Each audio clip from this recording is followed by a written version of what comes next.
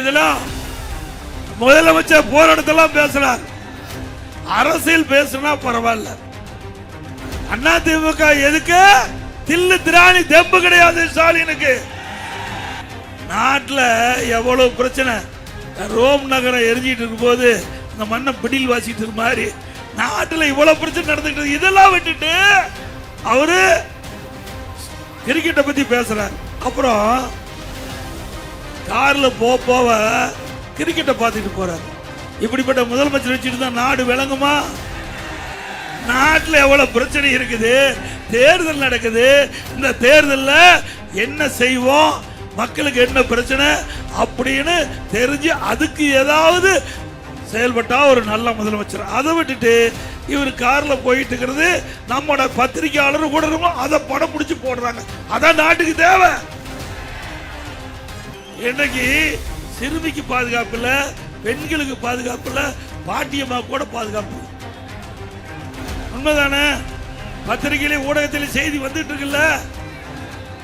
இன்றைக்கு தமிழகத்தில் 18,000 பாலியல் சீண்டல் அதன் மூலம் வழக்கு பதிவு. 18,000 வழக்குகள் பாலியல் சம்பந்தப்பட்ட வழக்குகள்.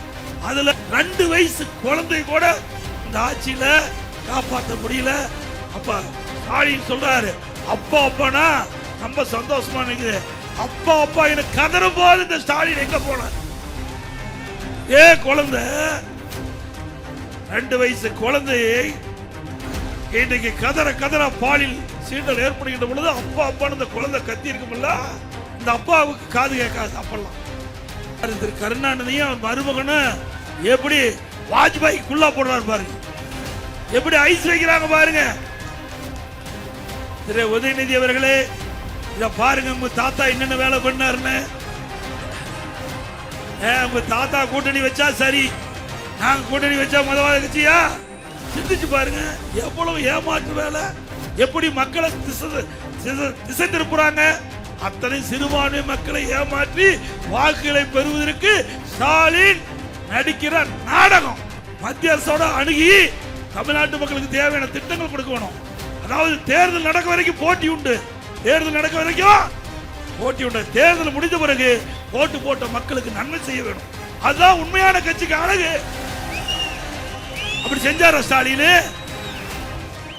முன்னணி market எக்ஸ்பர்ட்ஸுடன் enrich money investor awareness conclave April 25. டிக்கெட்டை இன்றே புக் செய்யுங்கள்.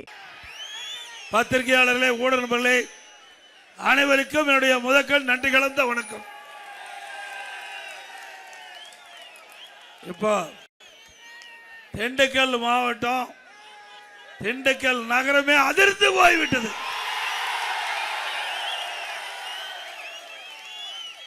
பூமி அதிர்கின்ற அளவிற்கு கடல் போல் மக்கள் வெள்ளம் காட்சி அளிக்கின்றது. எந்த திசையை நோக்கினாலும் மக்கள் வெள்ளம். ஆக திண்டுக்கல் மாவட்டம் அதிமுக கோட்டை என்பதை நிரூபித்து வைக்கிறது. உங்களுடைய ஆரவாரம் எழுச்சி நடைபெற்ற சட்டமன்ற பொது தேர்தலில் நம்முடைய வேட்பாளர் வெற்றி பெற்று விட்டார்கள். இதெல்லாம் முதலமைச்சர் போராட்டத்தெல்லாம் பேசுறார். அரசியல் பேசுனா பரவாயில்ல. அதிமுக எதுக்கு தில்லு திராணி தெம்பு கிடையாது ஸ்டாலினுக்கு. ஸ்டாலின் அவர்களே, உங்களுக்கு தில்லு திராணி தெம்பு இருந்தா எங்களுடைய நிர்வாகத்தை பத்தி பேசுங்க, நாங்க பதில் சொல்ல தயார். அதை விட்டுட்டு எடப்பாடி பழனிசாமி டெல்லிக்கு அடுமை, தமிழ்நாடுக்கும் டெல்லிக்கு தான் போட்டி. இங்க என்னங்க தேர்தல் நடக்குது? சட்டமன்ற தேர்தல் நடக்குது. இந்த முதலமைச்சருக்கு மறதி சாஸ்தி. இன்றைக்கு தமிழ்நாட்டில் சட்டமன்ற தேர்தல் நடக்குது. இந்த சட்டமன்ற தேர்தலில் திராவிட முன்னேற்ற கழக ஆட்சி அகற்ற வேண்டும் என்பதற்காக நடக்கிற தேர்தல். அதனாலதான் வேற எதுவுமே பேச முடியாத தமிழ்நாட்டுக்கு டெல்லிக்குன்னு பேசிட்டு இருக்காரு. இவருக்கு அடிக்கடி மறதி உண்டு. 2-3 நாளைக்கு முந்தி பாத்தீங்கன்னா கடலூர் நினைக்கிறேன், அந்த கடலூர் மீட்டிங்ல வேட்பாளர் அறிவிப்படுத்துறாரு. அப்ப என்ன சின்னம் என்ன சின்னம் என்ன சின்னங்கிறாரு. அவருடைய உதயசூரியன் சின்னமே மறந்து போச்சு. அவருடைய உதயசூரியன் சின்னமே மறந்து போச்சு. அவருடைய உதயசீரன் சின்னத்துல தான் அவங்க கட்சி சார்ந்ததா வேட்பாளர் நிறுத்துறாங்க. அது கூட தெரியாம கேட்டு அவர்கிட்ட இருந்து அந்த தகவலை பெற்று பேசுறார். ஆகவே ஸ்டாலின் அவர்களே, நடைபெறுகின்ற தேர்தல் சட்டமன்ற தேர்தல். நல்லா சத்தமா சொல்லுங்க, சட்டமன்ற தேர்தல் தானே இந்த தேர்தல். எந்த தேர்தல்? திரு ஸ்டாலின் அவர்களே, இந்த ஊடகத்தில் பார்த்து தெரிஞ்சுங்க, தமிழ்நாட்டில் நடக்கிறது சட்டமன்ற தேர்தல். இதை பத்தி பேசுங்க, நான் பதில் சொல்ல தயார். அதை விட்டுட்டு டெல்லிக்கும் தமிழ்நாட்டுக்கு தான் போட்டியாம். இப்போ ஒரு கிரிக்கெட் போட்டி வந்திருக்குது. நாட்டில் எவ்வளவு பிரச்சனை. ரோம் நகரம் எரிஞ்சிட்டு இருக்கும் போது அந்த மண்ணை பிடில் வாசிட்டு இருக்க மாதிரி நாட்டில் இவ்வளவு பிரச்சனை நடந்துக்கிட்டு, இதெல்லாம் விட்டுட்டு அவரு கிரிக்கெட்டை பத்தி பேசுறாரு. அப்புறம் கார்ல போவ கிரிக்கெட்டை பார்த்துட்டு போறாரு. இப்படிப்பட்ட முதலமைச்சர் வச்சுட்டு தான் நாடு விளங்குமா? நாட்டில் எவ்வளவு பிரச்சனை இருக்குது, தேர்தல் நடக்குது. இந்த தேர்தலில் என்ன செய்வோம், மக்களுக்கு என்ன பிரச்சனை அப்படின்னு தெரிஞ்சு அதுக்கு ஏதாவது செயல்பட்டா ஒரு நல்ல முதலமைச்சர். அதை விட்டுட்டு இவர் கார்ல போயிட்டு இருக்கிறது, நம்மோட பத்திரிகையாளர் கூட அதை படம் பிடிச்சு போடுறாங்க. அதான் நாட்டுக்கு தேவை. இங்க மக்கள் மக்களுக்கு சேவை செய்யாதானே முதலமைச்சர் தேர்ந்தெடுத்தீங்க. ஏன்னா இவர் கிரிக்கெட் பார்க்கறதுக்கா தேர்ந்தெடுத்தீங்க. இப்போ நேற்று பேப்பர்ல பார்த்தேன், டிவியில பார்த்தேன், அப்படியே அழகாக வந்துட்டு போயிட்டு இருக்காரு. யாரே கேட்டுக்கிட்டு போனா இல்லை, நமக்கு என்ன கவலை அப்படின்னு கவலை இல்லாத முதலமைச்சர்.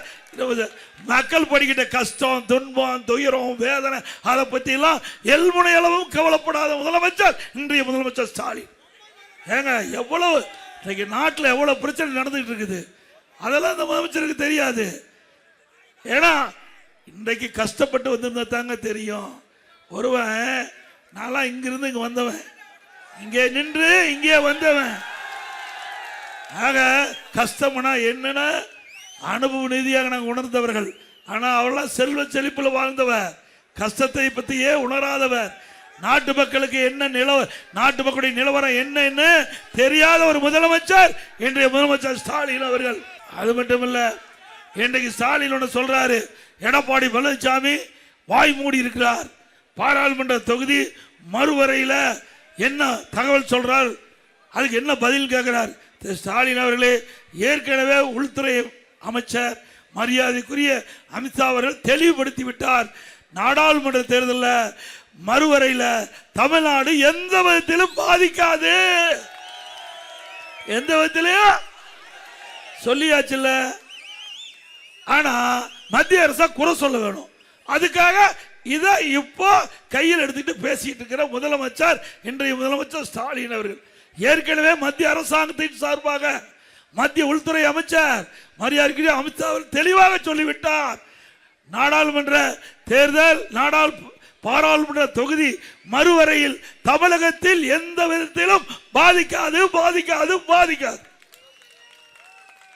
இதுக்கு மேலே நீங்க பேசுனா இது இல்லைன்னு தான் அர்த்தம். வேற என்ன செய்ய முடியும்? உண்மைதானே? ஆக ஸ்டாலின் தோல்வி பயம் வந்துட்டது. தோல்வி பயம் நிச்சயமா தோல்வி பெறுது உறுதி.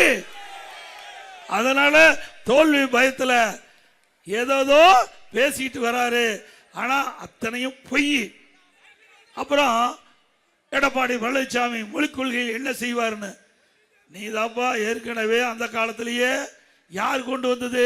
காங்கிரஸ் ஆட்சி மத்தியில் இருக்கின்ற பொழுதுதான் இந்திய எதிர்ப்பு போராட்டம் நடந்ததா இல்லையா? உண்மைதானுங்க. இந்திய எதிர்ப்பு போராட்டத்தில் மொழிக்காக பல பேர் உயிர் தியாகம் செஞ்சு மொழி போர் தியாகிகளுக்கு நாம் அஞ்சலி செலுத்திட்டு இருக்கிறோம். அப்படி இருக்கும் போது காங்கிரஸோட தான் நீங்க கூட்டணி வச்சிருக்கிற. உண்மைதானே? யாரோட கூட்டணி? எந்த ஆட்சி காலத்தில் இந்த இந்திய எதிர்ப்பு போராட்டம் வந்தது? மத்தியில் காங்கிரஸ் ஆட்சி, மாநிலத்தில் காங்கிரஸ் ஆட்சி. அந்த காலகட்டத்தில் தான் வந்தது. அப்படிப்பட்ட கட்சியோட கூட்டணி வச்சுக்கிட்டு மும்மொழி கொள்கை பத்தி நம்மகிட்ட பேசுறார். இன்னொன்னு என்னன்னா, இவருடைய குடும்பம், திரு ஸ்டாலினுடைய குடும்பம் சிபிஎஸ்இ பள்ளிக்கூடம் நடத்திட்டு இருக்காங்க. சிபிஎஸ்இ யாருகிட்ட வந்துலாம் பேசிட்டு இருக்கிறீங்க? மக்களை எப்படியெல்லாம் ஏமாற்றுறாங்க பாருங்க. பேசுவது ஒண்ணு, செயல்படுவது ஒண்ணு. ஆக இப்படி இரட்டை வேடம் போட்டுக்கிட்ட முதலமைச்சர், இன்றைய முதலமைச்சர் ஸ்டாலின் அவர்கள். திரு ஸ்டாலின் அவர்களே, அந்த காலத்தில் ஏமாத்துறீங்க, இப்பெல்லாம் ஏமாத்த முடியாது. பேச பேச லைவ்ல போயிட்டு இருக்குது விஞ்ஞான உலகம்.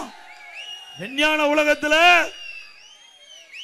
நீங்க சொல்ற பொய்யெல்லாம் உண்மையாகாது. அப்புறம் இங்க ஒரு அமைச்சர் இருந்தார், யாரும் உணவுத்துறை மந்திரி, உங்களுக்கு தெரியும். அவரு பொங்கல் தொகுப்பு கொடுத்தார், மறக்கவே முடியாது. பொங்கல் தொகுப்பு நான் கூட பரவாயில்ல, அனைத்து இந்திய அண்ணா திராவிட முன்னேற்ற கழக ஆட்சியிலே கொண்டு வரப்பட்ட திட்டம், ஆக திராவிட முன்னேற்ற கழகம் தொடருது அப்படின்னு நான் கூட நினைச்சேன். அதில் 21 பொருள் பைய சேர்த்து 21 பொருள் தருவதாக அறிவிக்கப்பட்டு பொருள் கொடுத்தாங்க. அந்த பொருளில் அந்த புளியில் பார்த்தா பள்ளி இருக்குது, அந்த அரிசியில் பார்த்தா வண்டு ஊறிக்கிட்டு இருக்குது. அப்புறம் வெல்லம் கொடுத்தாங்க, ஒழுகிற வெள்ளத்தை கொடுத்தாங்க. எல்லாம் பொங்கலுக்கு வெள்ளம் கொடுக்கல, மக்களுக்கு வெள்ளம் கொடுத்துட்டாங்க. மக்களுக்கு பெரிய வெள்ளத்தை கொடுத்துட்டாங்க. ஒழுகிற வெள்ளத்தை கொடுத்த மந்திரி தான் இங்க இருக்கிற யாரு, நீங்களே பேர சொல்லியிருக்கேன். உங்களால்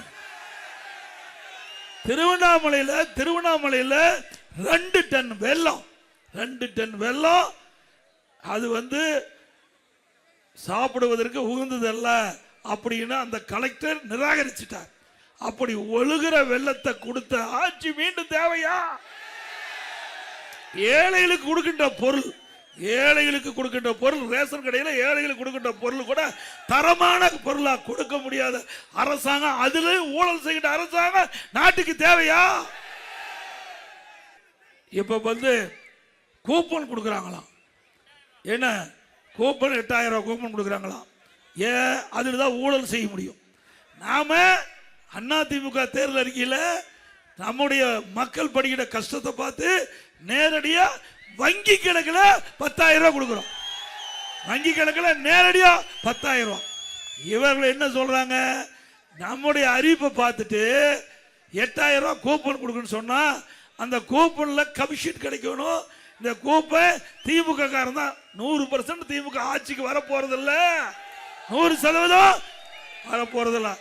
ஆனாலும் அந்த தேர்தல் அறிக்கை வெளியிடும் போது கூட திமுக குடும்பத்துக்கு என்ன வருமானம் வரும் என்று திட்டமிட்டுதான் அந்த தேர்தல் அறிவிப்பை வெளியிடுறாங்க. சிந்திச்சு பாரு, அண்ணா திமுகவுக்கு திமுகவுக்கு தான் உள்ள வேறுபாடு. அதுல 8000 கூப்பன் கொடுக்கணும், 8000 ரூபாய் கூப்பன் கொடுக்கணும், அதுல திமுக காரன் தான் கொடுப்பான். அதுல அதுக்கு கமிஷன் வாங்கிட்டு தான் கொடுப்பான். பிறகு அந்த கடைக்கு போனீங்களா அந்த பொருள் தான் வாங்க சொல்லுவான், அதுல அவருக்கு கமிஷன் கிடைக்கும். இப்படி மக்களுடைய பணத்தை எந்தெந்த வழியில சுரண்ட முடியுமோ அந்தந்த வழியில தேர்தல் அறிவிப்பு கொடுப்பதில் கூட சுரண்டுகின்ற ஒரே கட்சி திமுக கட்சி. உண்மையா பொய்யா? அதோட அண்ணா திமுக ஆட்சி இருக்கின்ற பொழுது அரசு பள்ளியை படிக்கின்ற மாணவ செல்வங்கள், இன்னைக்கு பெரும்பாலும் கிராமத்திலிருந்து நகரம் வரை அரசு பள்ளி படிக்கின்ற மாணவர்கள் ஏழை குடும்பத்தை சேர்ந்தவர்கள், நடுத்தர மக்கள், விவசாயி தொழிலாளி, கூலி தொழிலாளி, இப்படிப்பட்ட குழந்தைகள் தான் அரசு பள்ளி படிக்கிறாங்க. அந்த மாணவருடைய கனவு நனவாக 7.5% உள்ளிடஒதுக்கீடை கொண்டு வந்து சட்டம் இயற்றப்பட்டு அமுல்படுத்தப்பட்டு இன்னைக்கு 3000 பேர் மருத்துவ கல்வி கிடைச்சிருக்கு. 3000 பேர். யார் எதிர்கட்சி கோரிக்கை வைக்கல, பொதுமக்கள் கோரிக்கை வைக்கல. நானும் அரசாங்க பள்ளியிலே படித்தவன். ஆகவே அரசாங்க பள்ளியை படித்த மாணவர்களுடைய எதிர்காலம் அவள் கனவு நனவாகும் என்ற அடிப்படையில் இன்றைக்கு 3000 பேரை அரசு பள்ளி படித்த மாணவர்களை மருத்துவர் ஆக்கப்பட்ட அரசாங்கம் அதிமுக அரசாங்கம். இந்த உள்ஒதுக்கீடுல இடம் கிடைத்த மாணவர்கள் மருத்துவ கல்வி கட்டணம் முடியாது. அப்படி கல்வி கட்டணம் கட்ட முடியாத அந்த ஏழை மாணவர்களுடைய கஷ்டத்தை பார்த்து அதிமுக அரசாங்கமே இந்த இடஒதுக்கீட்டில் மருத்துவ கல்வி கிடைத்த மாணவர்களுக்கு அரசாங்கமே அந்த கல்வி கட்டணத்தை செலுத்தும் அந்த அறிவிப்பை கொடுத்து 1 ரூபாய் செலவு இல்லாம இன்றைக்கு அரசு பள்ளியில் படிக்கின்ற மாணவர்கள் இன்றைக்கு மருத்துவ கல்வி கிடைக்குது. இது அதிமுக சாதனை. இப்படி ஒரு சாதனையாவது திமுக ஆட்சியில் செய்யப்பட்டிருக்குதா? செஞ்சிருக்காங்களா? அதே போல அம்மா மினி கிளினிக், இதுக்கு என்னங்க உங்களுக்கு கஷ்டம் இருக்குது சொல்லுங்க பார்க்கலாம். அம்மா மினி கிளினிக் அதை மூடிட்டாங்க. அது மட்டும் இல்ல, எங்க பார்த்தாலும் போதைப் பொருள் விற்பனை. கஞ்சா விற்காத இடம் எங்காச்சும் இருக்குதா? கிராமத்திலிருந்து நகரம் வரை சந்து பொந்து எல்லா பக்கையும் கஞ்சா விற்பனை அமோகமா விற்குது. இந்த கஞ்சா போதை ஆசாமியால் தான் குற்றம் அதிகரிச்சிருக்குது தமிழ்நாட்டில். குற்றம் அதிகரிக்கிறதுக்கு காரணமே இந்த கஞ்சா போதை ஆசாமியால. அந்த கஞ்சா போதை ஆசாமி இளைஞர்கள், மாணவர்கள், பொதுமக்கள் இந்த கஞ்சாவுக்கு அடிமையாகி அப்படி வாழ்க்கை சீரழியுது இந்த ஆட்சியில். இதற்கு யார் துணை? திமுக நிர்வாகிகள் துணை இருப்பதாக செய்தி. நல்லா சிந்திச்சு பாருங்க. நாம் பெற்ற பிள்ளை நம் கண் முன்னே சீரழியக்கூடிய நிலை இந்த ஆட்சியெல்லாம் பார்க்கப்படுகிறது. அண்ணா தீவு அது மட்டும் இல்ல, இந்த பாலியல் வன்கொடுமை நடப்பதற்கு காரணமே இந்த கஞ்சா போதை ஆசாமி.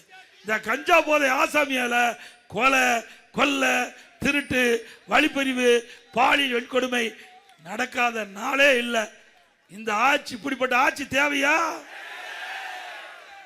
அண்ணா திமுக ஆட்சி வந்தவுடனே 3 மாதத்தில் தமிழகத்தில் கஞ்சாவை அறவாக ஒழிக்கப்படும். இன்றைக்கு சிறுமிக்கு பாதுகாப்பு இல்ல, பெண்களுக்கு பாதுகாப்பு இல்ல, பாட்டியம்மா கூட பாதுகாப்பு இல்லை. உண்மைதானே? பத்திரிகையிலே ஊடகத்தில் செய்தி வந்துட்டு இருக்குல்ல. இன்றைக்கு தமிழகத்தில் 18,000 பாலியல் சீண்டல் அதன் மூலம் வழக்கு பதிவு செஞ்சு 18,000 வழக்குகள் பாலியல் சம்பந்தப்பட்ட வழக்குகள். அதுல 6,999 வழக்குகள் சிறுமிகள் பாதிக்கப்பட்ட வழக்கு, போக்சோ வழக்கு. போக்சோ வழக்குனா 8 வயசுக்கு குறைவாக இருக்கின்ற சிறுமிகள் பாலியல் கொடுமைக்கு ஆளாக்கப்பட்டிருக்கிறாங்க. 6,999 பேர் இந்த ஆட்சியில பாலியல் சீண்டலுக்கு ஆளாக்கப்பட்டுன்னா அந்த சிறுமியுடைய நிலைமை என்னன்னு சிந்திச்சு பாருங்க. இப்படிப்பட்ட அரசாங்கம் தேவையா? 2 வயசு குழந்தை கூட இந்த ஆட்சியில காப்பாற்ற முடியல. அப்ப ஸ்டாலின் சொல்றாரு, அப்பா அப்பானா ரொம்ப சந்தோஷமா நினைக்குது. அப்பா அப்பா எனக்கு கதறும் போது இந்த ஸ்டாலின் எங்க போனார்? ஏ குழந்தை, 2 வயசு குழந்தையை இன்னைக்கு கதற கதற பாலில் சீண்டல் ஏற்படுகின்ற பொழுது அப்பா அப்பான்னு இந்த குழந்தை கத்தி இருக்கும்ல, இந்த அப்பாவுக்கு காது கேட்காது. அப்பெல்லாம்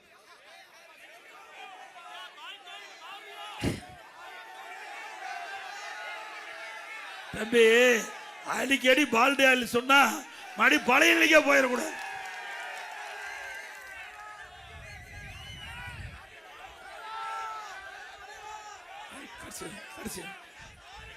அது மட்டும் இல்ல, இன்றைக்கு ஸ்டாலின் போற பக்கம் பேசுறாரு. எடப்பாடி பழனிசாமி இன்றைக்கு பாரதிய ஜனதாவுக்கு அடிமையா இருக்காரு, மதவாத கட்சிக்கு துணை நிற்கிறாரு. தமிழகத்தில் மதவாத கட்சி வேறு ஊன்றுவதற்கு துணையா இருக்கிறாங்க அப்படின்னா 1999ஆம் ஆண்டு நாடாளுமன்ற தேர்தலில் திமுக பாஜக கூட்டணி வச்சிருந்தா இல்லைங்களா?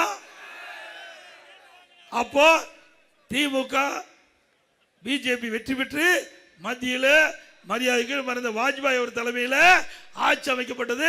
அந்த ஆட்சியில் முரசொலி மாறன் அவர்கள் மத்திய அமைச்சராக இருந்தார்.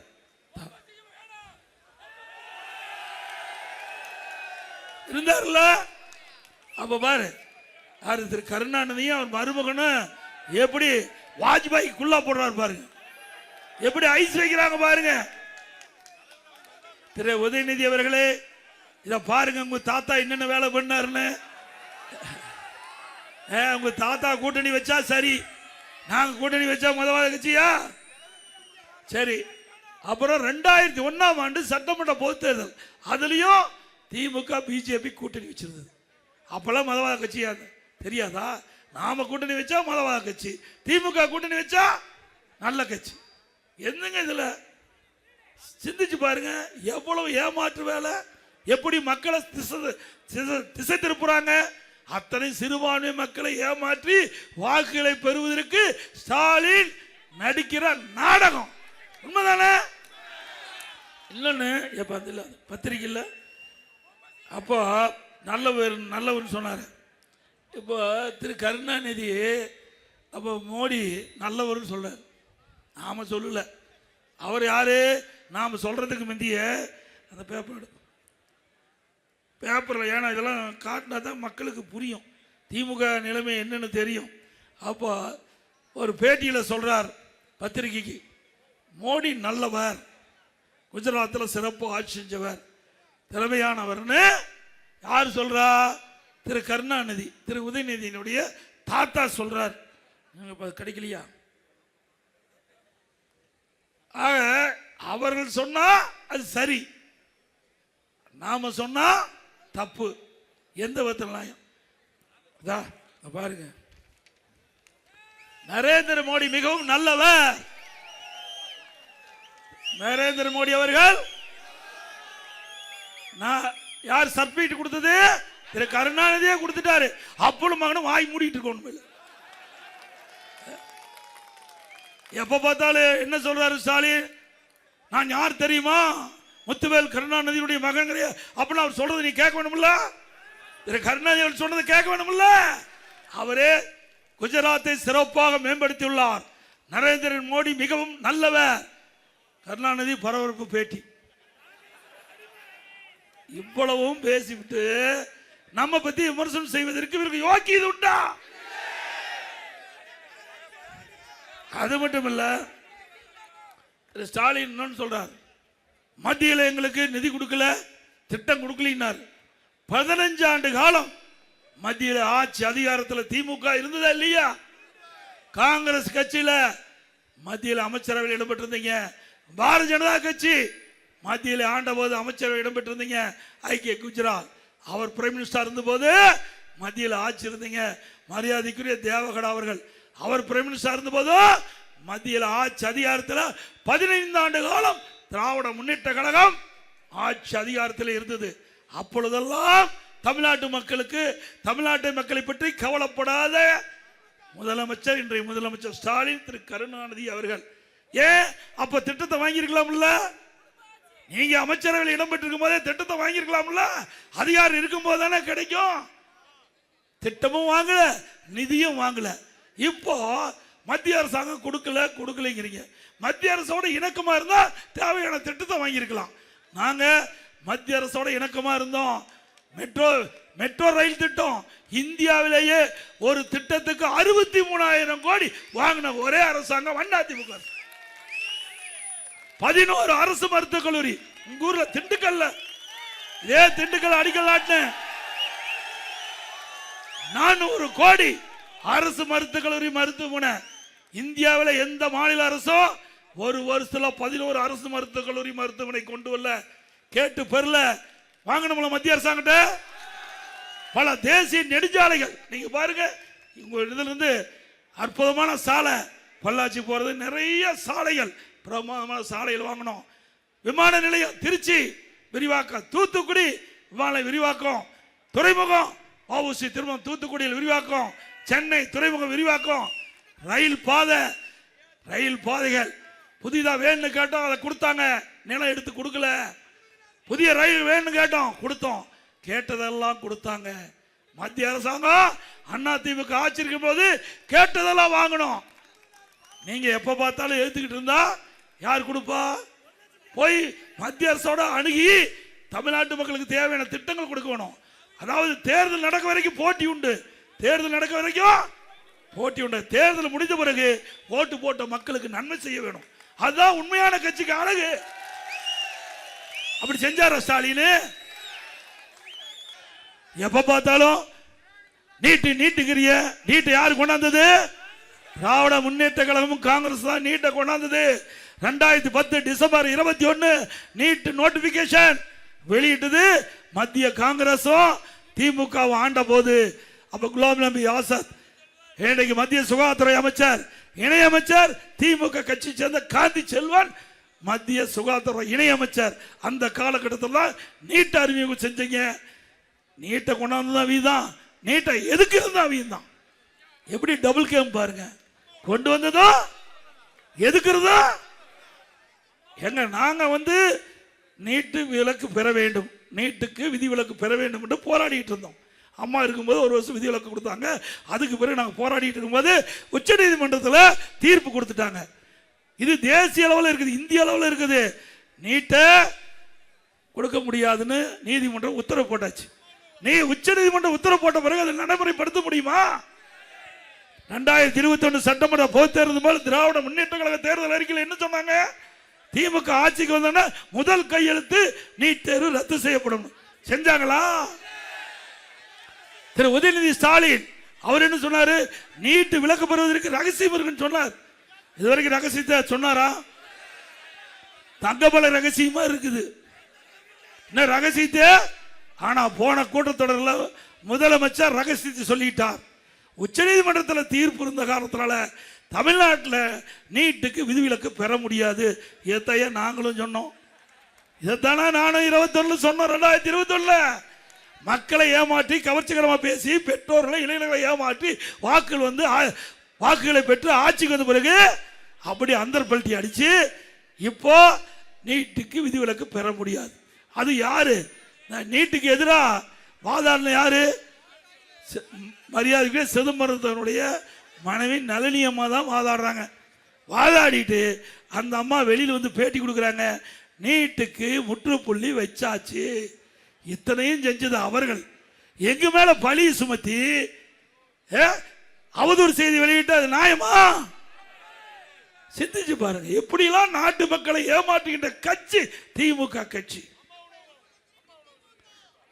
அதே போல அம்மா உணவகத்தை பொறுத்த வரைக்கும் வேண்டுமென்றே திட்டமிட்டு அரசியல் காழ்ப்புணர்ச்சியின் காரணமாக ஏழைகளுக்கு அற்புதமாக அம்மா உணவகம் செயல்பட்டு தரத்தை குறைச்சாங்க, பொருளை குறைச்சாங்க, அதில் வேலை செய்கிற பணியாளரை குறைச்சாங்க, பல அம்மா உணவகம் மூடினாங்க.